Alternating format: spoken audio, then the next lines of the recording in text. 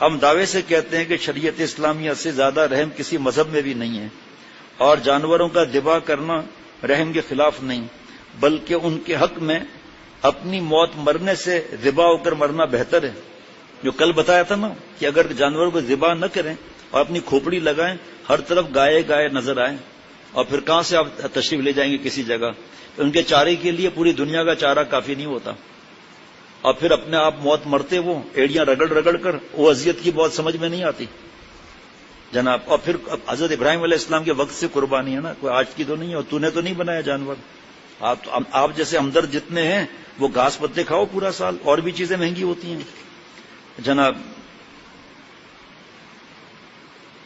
اور رہا یہ سوال کہ پھر انسان کو بھی ذبح کر دیا جایا کرے، ہر طرف سے حضرت مجدد کے جواب دیکھیں تاکہ آسانی سے مر جایا کرے۔ اس کا جواب یہ ہے کہ نا امیدی کی حالت سے پہلے تو ذبح کرنا تو جانتے سمجھتے ہوئے قتل کرنا ہے،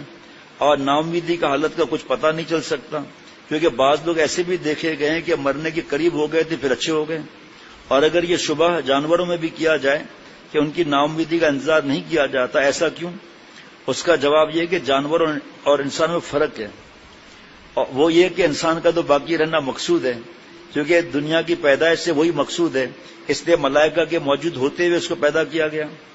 بلکہ تمام مخلوق کے موجود ہونے کے بعد اس کو پیدا کیا گیا، کیونکہ نتیجہ اور مقصود تمام مقدمات کے بعد موجود ہوتا ہے، اس لیے انسان کی ذبح اور قتل کی اجازت نہیں دی گئی، ورنہ بہت لوگ ایسی حالت میں ذبح کر دیے جائیں گے جس کے بعد ان کے تندرست ہونے کی امید تھی، اور ذبح کرنے والوں کے نزدیک وہ نا امیدی کی حالت تھی۔ اور جانوروں کو باقی رکھنا مقصود نہیں، بلکہ اللہ نے جانوروں کو انسانوں کے نفع کے لیے پیدا کیا ہے،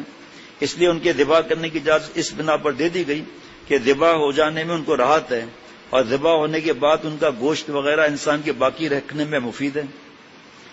جس کا بقا مقصود ہے، جانوروں کو اگر ذبح نہ کیا جائے اور یوں ہی مرنے کے لیے چھوڑ دیا جائے